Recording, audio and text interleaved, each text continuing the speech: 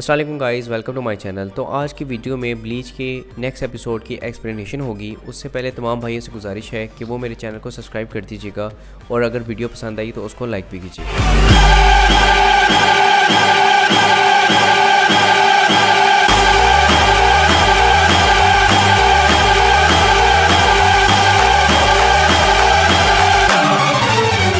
Put a little dirt on them.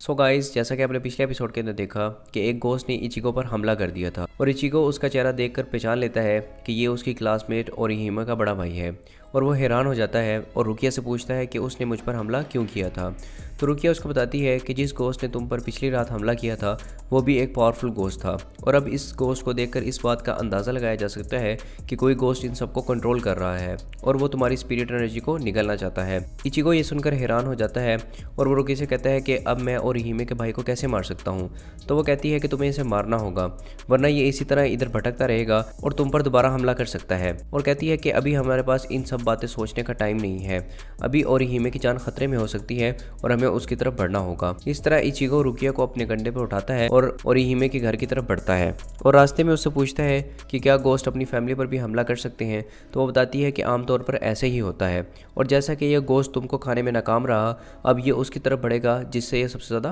प्यार करता है। और रुकिया उसको बताती है कि जो निशान तुमने ओरिहिमे के टांग पर देखा था हो ना हो ये उसी गोस्ट की वजह से हुआ है। और दूसरी तरफ ओरिहिमे और उसके दोस्त तात्सुकी एक कमरे में बैठे होते हैं और उनको अजीब सी आवाज़ें आना शुरू हो जाती हैं। वो दोनों उठ के इधर उधर देखते हैं लेकिन उन्हें कुछ नजर नहीं आता और अचानक उनके करीब जो टेडी बियर होता है वो फट जाता है और नीचे गिर जाता है। ओरिहिमे उसको उठाती है और वो देखती है कि उसके हाथ पर खून लगा होता है। वो ये देखकर हैरान हो जाती है और अचानक उस टेडी बियर से एक हाथ निकलता है और ओरिहिमे की बॉडी से आर पार हो जाता है। तात्सुकी उसके पास आती है और वो गोस्ट उसको भी हाथ से मारता है जिससे वो पीछे जाकर गिरती है और उसके कंधे से खून आना शुरू हो जाता है और वो तात्सुकी की तरफ बढ़ता है और उसको नीचे लटा लेता है और उसका गला दबाना शुरू कर देता है। दूसरी तरफ ओरिहिमे की रूह उसकी बॉडी से बाहर आ जाती है और वो देख के हैरान हो जाती है और वो देखती है कि उसके सीने पे चैन लगी होती है, लेकिन वो देखती है कि एक गोस्ट ने तात्सुकी को नीचे लटाया हुआ है और उसको मार रहा है। तो वो उसकी तरफ बढ़ती है और उसके हाथ पे जाकर मारती है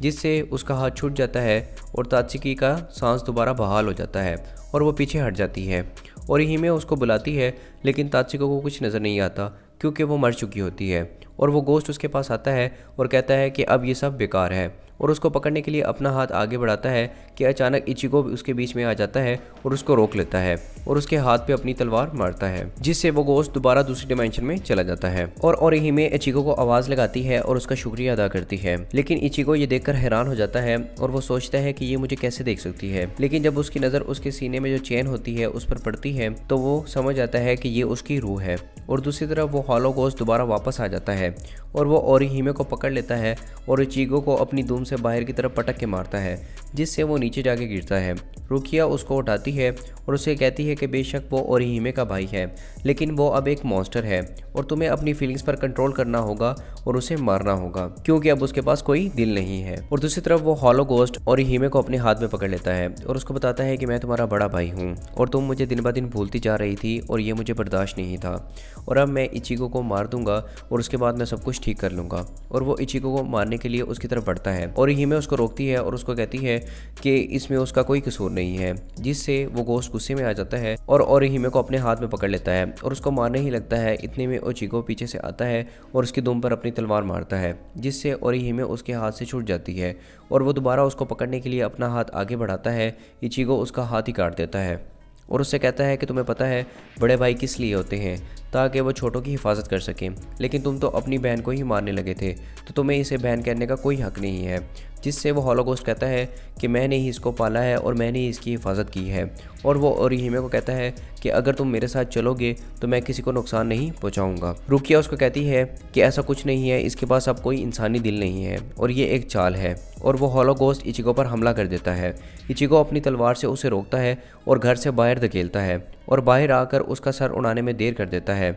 कि वो हॉलो गोस्ट उसके हाथ पर थूकता है जिससे उसके हाथ से तलवार छूट जाती है और वो नीचे गिर जाता है और वो हॉलो गोस्ट पीछे से इचिगो पर हमला कर देता है और उसको खाने ही लगता है कि दरमियान में ओरिहिमे आ जाती है और उसको पकड़कर रोक लेती है और वो हॉलो गोस्ट उससे पूछता है कि तुमने ऐसा क्यों किया। तो वो उसको कहती है कि ये सब मेरी वजह से हुआ है, क्योंकि मैंने ही तुम्हें मरते हुआ कहा था कि मुझे कभी छोड़ के ना जाना, जिसकी वजह से तुम यहाँ ही भटकते रहे हो और मैं हर वक्त तुम्हें अपने साथ महसूस करती थी और तुम मुझे बचाते रहते थे। जैसा कि मैं कल गाड़ी में लगने लगी थी और तुमने मुझे पकड़कर अपनी तरफ धकेल लिया था और मुझे बचा लिया था और मैं हर वक्त तुम पर डिपेंड रहती थी, लेकिन मैं अब तुम्हें बताना चाहती हूँ कि मैं अपनी केयर कर सकती हूँ और तुम्हें अब मेरी फिक्र करने की कोई ज़रूरत नहीं, क्योंकि मैं खुश हूँ और अब तुम यहाँ से सुकून से जा सकते हो। ये सब सुन के ओरिहिमे का भाई उसके अंदर जो हॉलो होता है उससे अंदर ही अंदर लड़ना शुरू कर देता है और इचिगो पूछता है ये क्या हो रहा है। तो रुकिया उसको बताती है कि ये अपनी मर्जी से हॉलो गोस्ट नहीं बना था, जरूर इसको हॉलो गोस्ट ने खाया था जिसकी वजह से ये एक हॉलो बन चुका है और ये अंदर ही अंदर अपने हॉलो से लड़ रहा है। और इस तरह ओरिहिमे का बड़ा भाई